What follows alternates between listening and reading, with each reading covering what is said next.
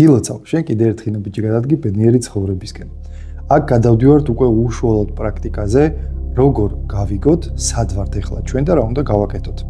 ეხლა ჩვენ გავაკეთებთ პრაქტიკას, რომელიც დაგვეხმარება გავიგოთ ჩვენს გარშემო რეალურად რა ხდება და ჩვენში შეგნით რეალურად რა არის. ესე იგი, ეხლა ჩვენ ზუსტად გავარკვევთ, რა შეგრძნება გაქვს და რატო. იმიტომ რომ რა შეგრძნებაც გაქვს და როგორც გზნობ თავს, ეს განსაზღვრავს შენი ცხოვრების ხარისხს. ანუ როგორი შეგრძნებითაც ხარ, იმას ავრცელებს შენს ირგვლივ და ცხოვრებაში ზუსტად ის ხდება. ამისთვის არის ძალიან მარტივი ესეთი სავარჯიშო, რომელიც უნდა გავაკეთოთ. ეხლა კოორდინატთა სისტემა ალბათ ყველას გახსოვთ, ეს ერთი ვერტიკალური ხაზი და ერთი ჰორიზონტალური ხაზი, რომელიც თუ აქეთ მინუსები არის და მოდივართ პლუსებისკენ, ქვევით არის მინუსები და მოდივართ ზევით პლუსებისკენ, ხო? მოდი ეხლა ეს ამ ორი ხაზიდან, უბრალოდ ჰორიზონტალური იყოს აღნიშნული იმისი, რა არის ჩვენი მატერიალური ფასეულობები, ანუ რა დონეზეა განვითარებული და ვერტიკალური იყოს ჩვენი შეგრძნებები, რამდენად კარგად გრძნობთ ჩვენ თავს და რამდენად კარგად გვინდა მერე ვიგრძნოთ თავი, ნუ მაქსიმუმი იქნება რა თქმა უნდა.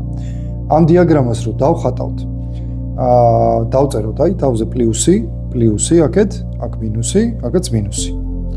ხო. და შევაფასოთ ჩვენი თავი. სად ვართ ეხლა ჩვენ? აი შეგრძნების დონეზე. თუ ძალიან დამწუხრებულად გზნობ თავს და რაღაცა ძალიან გამძიმებს, მაშინ აი უფრო ცენტრისკენ არ იქნები დაბლა მინუსებისკენ ჩამოხვალ და აი სადღაც მან დაწერეთ ციფრიც დაუწერე მინუს 10-მდე ავიდეთ, მოდი, კაი. -10 +10 +10. აი დაწერე ახლა მინუს რამდენზე გრძნობ თავს, აქეთ შეგრძნებაში ვერტიკალურად და მე დაწერე მატერიალურად, ანუ ბანკში ეხლა თუ ხელზე ქეშად არ აქვს მნიშვნელობა ფული რამდენი გაქვს. შენი აზრით ეს სად არის? მინუს რამდენი უნდა იყოს, ან პლუს რამდენი უნდა იყოს? და წერტილები დასვი, შეაერთე სადაც იქნება და რა ადგილზე ხარ მიიღე ეს წერტილი. ეს წერტილი განსაზღვრავს სად ხარ შენ.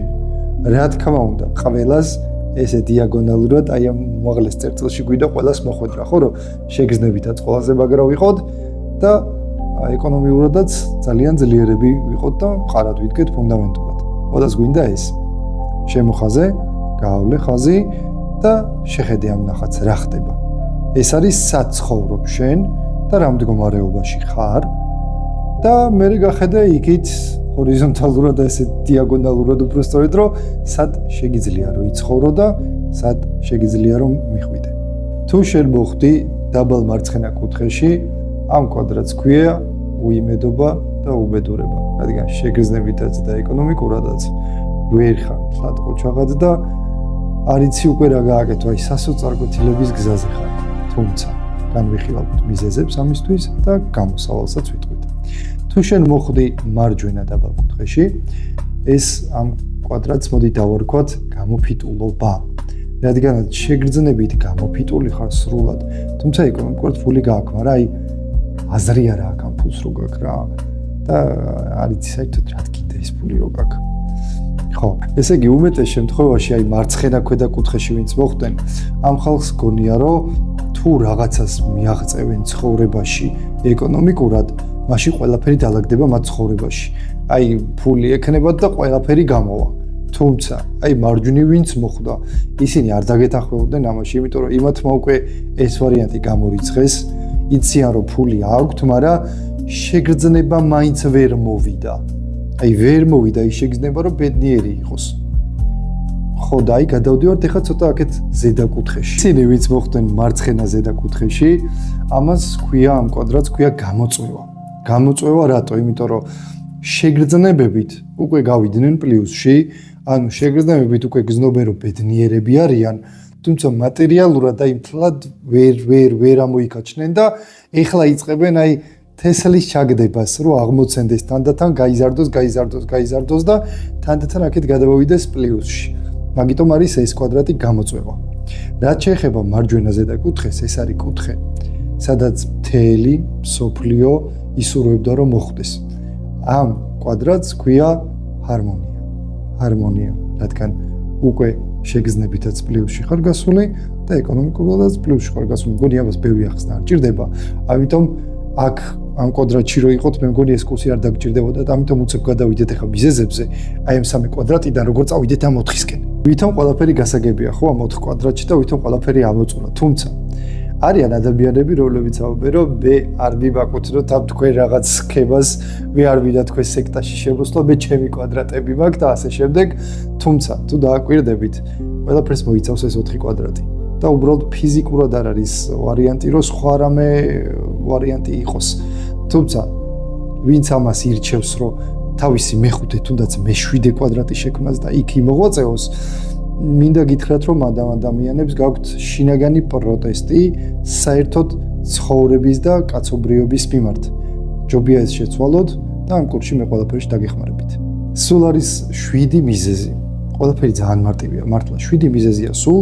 უხილავი 7 მიზეზი, რატომ ვართ ამა თუ იმ კვადრატში. ეხლა მე უბრალოდ ამ ყველაფერს ჩამოვთვლი და შენ რომელსაც დაგიჭერს და იგრძნობ, რომ ხო ეს ცოტათი ჩემზეა, მაგაზე ვიმუშაობთ შემდეგ. პირველი მიზეზი არის საკუთარ თავს არ ვაძლევ უფლებას ვიყო ბედნიერი.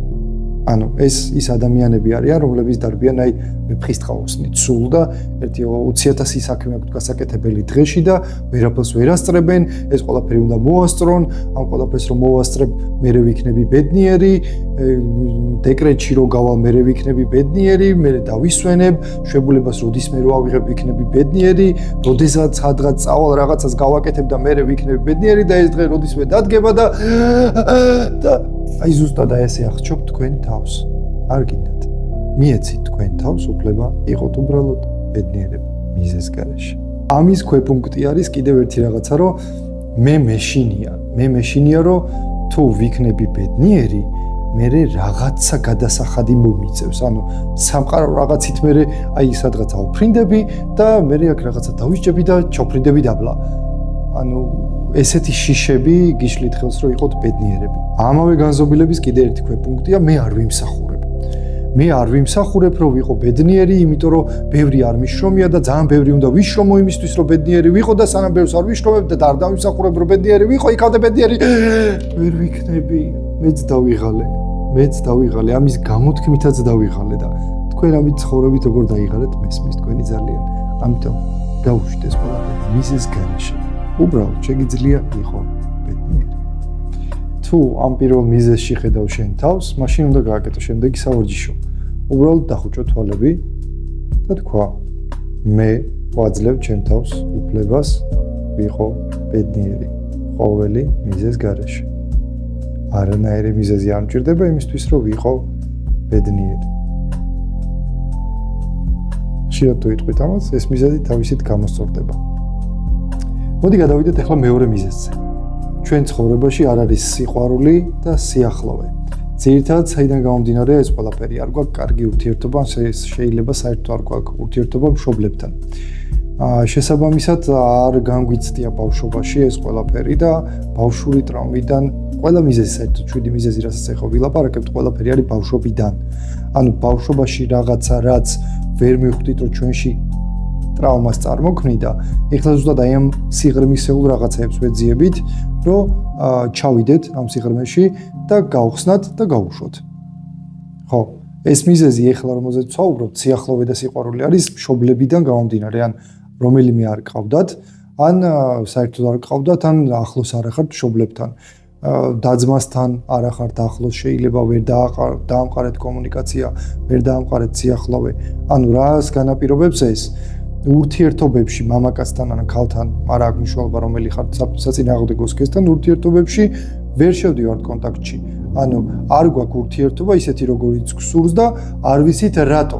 და მიზეზი ამაშია ზუსტად, რომ აი ბავშვობაში რაღაც მშობლის სიყვარულის დანაკლისი იყო, ან არასწორი მაგალითი მოგცა მშობელმა, რომლიდან გამომდინარე ჩვენ შეგვექმნა ისეთი წარმოდგენა, რომ აი მე არ გავთხოვდები, ან მე ცოლს აღარ მოვიყვან, თქვენ რო გიყურებთ გიჟი ხო არა ვარ კაცო ესეთი რაღაც რო გავაკეთო.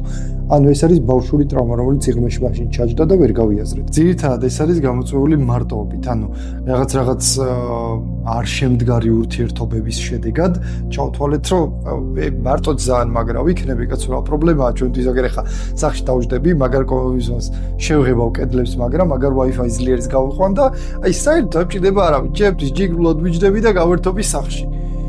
არა. ეს თქვენი არჩევანი არ იყო, ეს წარმოქმნა ზუსტად ბავშვობის ტრაუმამ, რომ თქვენ ამ არჩევნამდე მიხვედით და ზუსტად ცოტა ხანში ჩავეძიებით ახლა მოსიღრმისეულად. რას ვაკეთებთ ჩვენ ამ დროს, რომ აი ურთიერთობებში თუ არ მოგდის, კარგა მოგდის წესიერ ყველაფერი, მაშინ ამის კომპენსაციას ვახდენთ. რაში ვახდენთ კომპენსაციას? 24/7-ზე მივდივართ სამუშაოდ, იქ რაღაცა მაგარ მანქანას ვყიდულობთ, ვცდილობთ რაღაც მაგარ ფეშენ ადგილებში წავიდეთ, იმისთვის რომ მოვახდინოთ იმის კომპენსაცია, რომ ურთიერთობებში თუ არ გამომდის, მაშინ აქ-მაინც რაღაცნაირად დავიკმაყოფილო თავი. სამწუხაროდ არ დაგეხმარებათ ეს ფაქტორი. ეს ყველაფერი რაც თქვი ნორმალურ დოზებში, თუმცა ამის მძიმე ვარიანტებიც არსებობს. მძიმე ვარიანტები არის ალკოჰოლიზმი, შეპაგოლიზმი, აი შეპაგოლიზმი ქართულად როგორ იქნება. მოკლედ აი რომ მიდიხარ შოპინგზე და ყველაფერი რომ უნდა იყიდო, რაღაცა დაიკმაყოფილო და სახში მოდიხარ და ვერ ხვდები რა დაიკმაყოფილე. ვითომ რაღაც, მაგრამ ისე სიღრმისეულად რო ჩავუღლავ და ვერაფერი ვერ დაიკმაყოფილი. რაღაც ნარკოდამოკიდებულება სხვათა შორის ამ მიზეზიდან გამომდინარე მოდის და ვცდილობთ რომ რაღაცნაირად კომპენსაციაზე გავიდეთ. იმიტომ რომ შიგნით ვერ გზნობთ იმას, რაც დაგვაკმაყოფილებს. გავიაროთ ახლა მიკროტესტი. 3 ფაქტორი, რომელიც აი ზუსტად შეგახედებთ ამ ადგილას ხართ თუ არა. პირველი არის ინფო ნაგავი. უბრალოდ სულ სკროლავთ, მეტი არაფერი საქმე არ გვაქვს და არ ვიცით რა გავაკეთოთ და სულ სკროლავში ვართ და სკროლავთ. თუ ესეთი ტიპი ხართ, სავარაუდოდ მეორე მიზეზი თქვენი არის. ურთიერთობები, რომელიც ტოქსიკურია. აი ტოქსიკურ ურთიერთობებში ვითომ სპეციალურად არ შევდივართ, მაგრამ სპეციალურად შევდივართ სინამდვილეში, იმიტომ რომ ესე მაინც რაღაცის დაკომპენსირება გვინდა.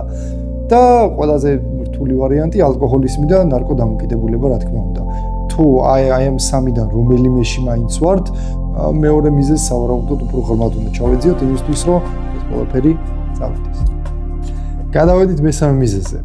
მესამე მიზეზი არის ყველასთვის აქვს დრო, ოღონ თავისთვის არასდროს. აი ყველასთვის ქმარს გადაყვება, ცოლს გადაყვება, მეგობრებს გადაყვება, აი ყველას გადაყვება, მაგრამ თავისთვის დრო არასდროს არ აქვს. შეიძლება ეხლა ამ მომენტშიც ეგრე ხარ, რომ ლევან, მე არა მაქვს ამდენი დრო, რამდენს ლაპარაკობ, კაცო, მალე მინდა გავიდე და მალე მინდა ეს გავიარო. კილოცავ, მესამე მიზეზი შენზეა ზუსტად გამოჭრილი. და უშედეგო მიზნები, მოდი ასე ვთქვათ, ანუ რაღაც აი მილიონი მიზანი გაქვთ გაწერილო, დღეს ამდენი რაღაც უნდა გავაკეთო, მაგრამ ამდენი საქმიდან თქვენ თავს არც ერთი არ ეხება. ანუ დილით გავიღვიძო, ვივარჯიშო, გავიღიმო, განწყობა შევიქმნა, რაღაცა მოუწესრიგდე, რაღაცა განწყობაზე დავდგე, ეს არ არის ამ განრიგში და ძალიან სამწუხაროა. ესე იგი მესამე მიზეზი თქვენთვის არის. მესამე მიზეზის კიდე ერთი ქვეპუნქტია, როდესაც მე ჩემი თავი მიუძღვენი. მე ჩემი თავი მიუძღვენი ჩემ ცოლს, მე ჩემი თავი მიუძღვენი ჩემ ქმარს, ჩემ მშობლებს, დედას, მამას, ძმას, მეგობარს, ვინმეს არ აქვს მნიშვნელობა. და ყველას მიუძღვენი თავი ჩემი თავის გარდა. მაშინ მესამე მიზეზი ისევ თქვენთვის არის. კიდე ერთი ქვეპუნქტი მესამე მიზეზის არის ჰიპერკონტროლი. ყველაზე მეტად თუ მიხვდებით ვის აქვს ეს ჰიპერკონტროლი. #დედა. რომ არა, ეს უნდა გაკონტროლოს, აი მე ხო დედა ვარ, მე უნდა ვაკონტროლო, აბა რა უნდა ვქნა. დედა, მე ძალიან მიყვარხარ დედიკო, მაგრამ ცოტა მოეშვი რა. უფრო თავისუფლად. მესამე მიზეზის ქვეპუნქტის დამაგვირგვინებელი არის 24/7-ზე. აბა თუ მიხვდებით რას ვაკეთებ. მუშაობ 24/7-ზე მუშაობ. არაფრისთვის არ მცალია, არავისთვის. არ მცალია 24/7-ზე მუშაობ. ამ ქვეპუნქტებიდან რომელიმე მაინც თუ ესე წამოგდოთ ხო ცოტათი მაინც, ესე იგი მესამე მიზეზი თქვენია. და გადავედით მეოთხე მიზეზზე. მეოთხე მიზეზი არის ყველაზე საშიში, ანუ რისიც ყველაზე მეტად უმეტესობა ადამიანებს ეშინიათ, რომ თავის თავს გამოუტყვნენ იმაში, რომ მე ჩემი ცხოვრება არ მომწონს. წარმოდგენა გაქვთ რამდენზე, რამდენი ადამიანი ხვდება ამ გრაფაში. მეოთხე მიზეზი რომ რამდენს ეშინია რომ აღიაროს რომ დაიცა მე ხა თუ აღიარებ რომ მე რო ქნა, კაი მეშინია, მე დაიწყება შიშები, ფოთლები, სიგიჟე და არ ვიცით რა გავაკეთოთ. აი ხლა უფრო დეტალურად ჩავშლით მეოთხე მიზეზს. ამ შიშიდან გამომდინარე პირველი ქვეპუნქტი. უნდა მოვაჩვენოთ ყველას რომ ბედნიერად ცხოვრობთ. რა თქმა უნდა მოვაჩვენოთ აბა სხვანაირად როგორ შეიძლება. მე ხო უნდა ვთქვა რომ ბედნიერი ვიყო, კარგი ამ ყველაფერს რო იტყვი, თუმცა შეგრძნება თუ არ მოყვა ამ სიტყვებს, მაშინ ამ სიტყვებს დიდი ხანი ვერ იტყვი, იმიტომ რომ უბრალოდ არ იქნება გამაგრებული ენერგეტიკულად, რაც საბოლოოდ მიგიყვანს ძალიან ცუდ შედეგამდე. ამ მიზეზის ერთ-ერთი ქვეპუნქტი არის სხვების წარმატება. განსაკუთრებით სხვების წარმატება პოპულარული მიზეზი გახდა 21 საუკუნეში, როდესაც შემოვიდა ეს Facebook-ი და Instagram-ი. რატო? იმიტომ რომ ამას რო სკროლავთ, ხალხი რასაკეთებს, ყველას ამ წინა მიზეზიდან გამომდინარე უნდა მოვაჩვენოს, რომ ბედნიერად ცხოვრობს. რა თქმა უნდა, იქ ყველა ბედნიერ ცხოვრებას ცხოვრობს და შეც რო შედიხარ და უყურებ, ეს ბალიზეა, ქოქოსტროპავს, ეს გოაზეა, ნახე რა მაგარ ცხოვრებას ატარებს. ესეც მაგარ ცხოვრებას ატარებს, ამას რა მაგარი ბავშვები ყავს, ამას რა მაგარი მანქანა ყავს. მე რა გავაკეთო? ეს არის ტვინის შეჭმა შენი თავისთვის. ანუ შენ თავს ღრღნი შიგნიდან. მაგიტომ არის რაღაც ლიმიტის დაწესება დღიურის კარგი შენთვის, რომ იცი რა, 1 საათზე მეც მოდი აქ არ დავждები, იმიტომ რომ იქ მოჩვენებითია ყველაფერი, რეალური არაფერი არ არის. საერთოდ არაფერი არ არის რეალური. ყველა მარტო კარგ მომენტებს დებს. სადმე გინახავ ცუდი მომენტები? ვინმეს დაუდია ცუდი მომენტები, მოდი შენ თავზე განვიხილოთ. რაღაც ცუდი მოხდა შენ ცხოვრებაში და დებ ამ მომენტს. არა. ხო? და მოდი ამიტომ დაუწესოთ ლიმიტი ჩვენ თავს, რომ მოდი 1 საათზე მეტი ასეთ რაღაცებს არ უყურო, იმიტომ რომ საქმეები აქვს, ჩემი საქმეები აქვს ცხოვრებაში ბევრი გასაკეთებელი, რომ მე ვიყო ბედნიერი, ჩემ თავზე უნდა ვიმუშაო პირველ რიგში. გადავიდეთ მეხუთე მიზეზი. მეხუთე მიზეზი არის ყველაფერი, რაც არ უნდა გავაკეთო, მძიმე შრომისგან გამომდინარე მოდის მხოლოდ. ეს არის მიზეზი, რომელიც გვაიძულებს, რომ ჩვენი თავი დავაპროგრამოთ, რომ სანამ მე მძიმედ და ძლიერად დიდი ხანი არ ვიშრომები, იქამდე ვერაფერს ვერ მივაღწევ.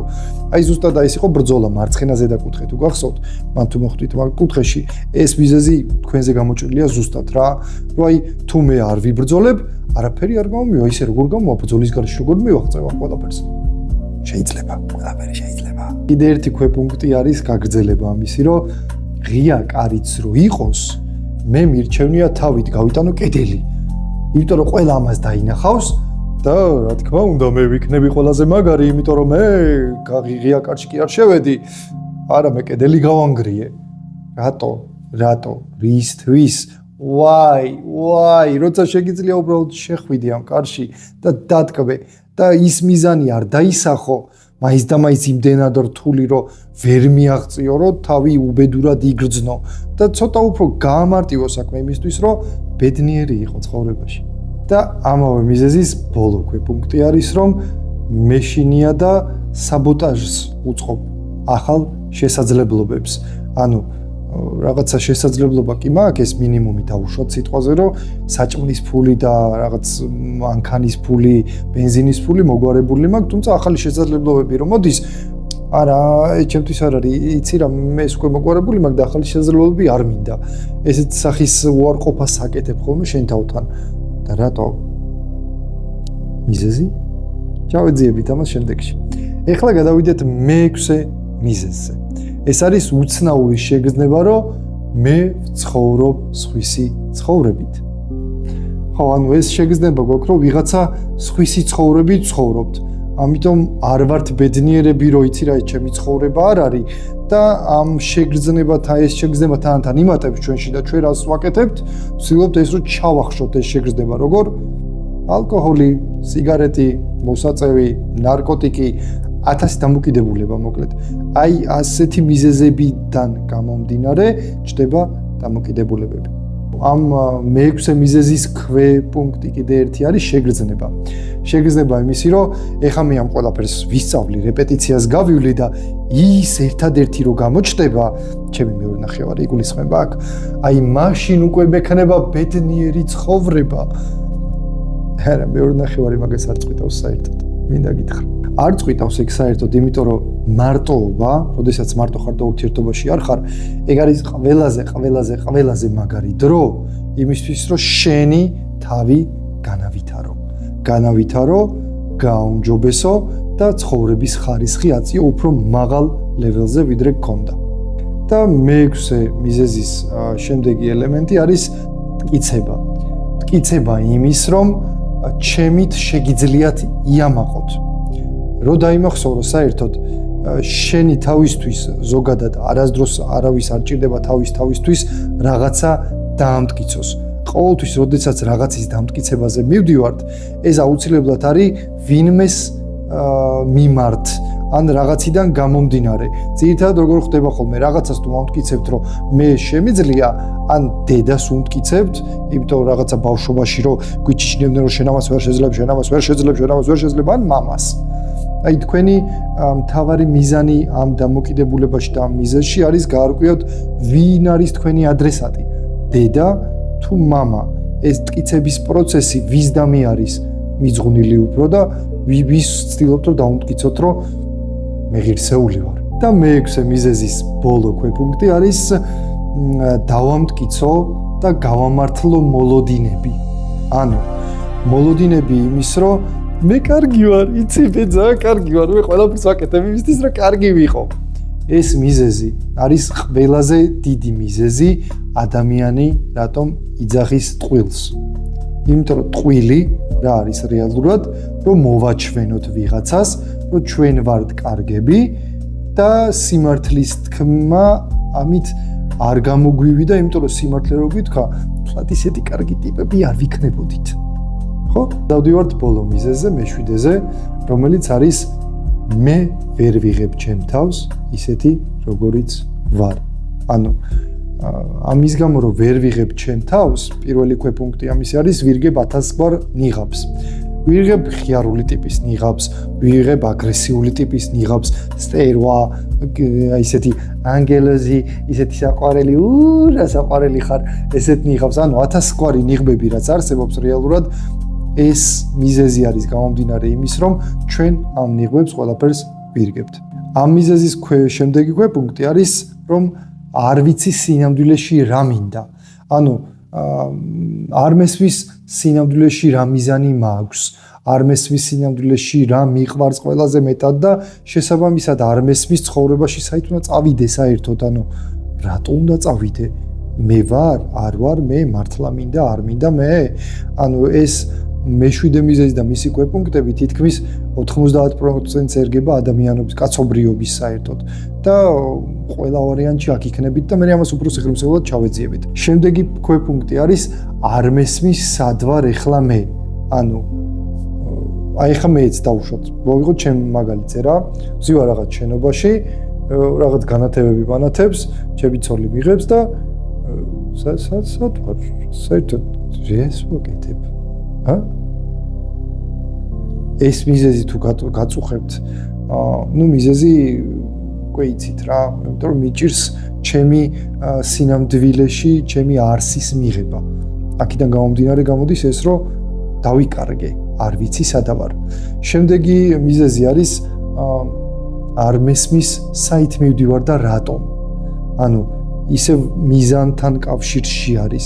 ანუ იქიდან გამომდინარე რომ არ ვიცი მიზანი რა მაქვს, იმიტომ რომ ჯერ ვერ გავიგე საერთოდ მე ვინ ვარ და ვერ გავიგე სად ვარ, შესაბამისად დაკარგული ვარ. ან მეშვიდე მიზეზი არის უმეტესობა დაკარგულ ადამიანზე, რომელმაც არ იცის სად არის, რატომ არის, რისთვის არის და რა უნდა გააკეთოს იმისთვის, რომ ბედნიერი ცხოვრება გქონდეს.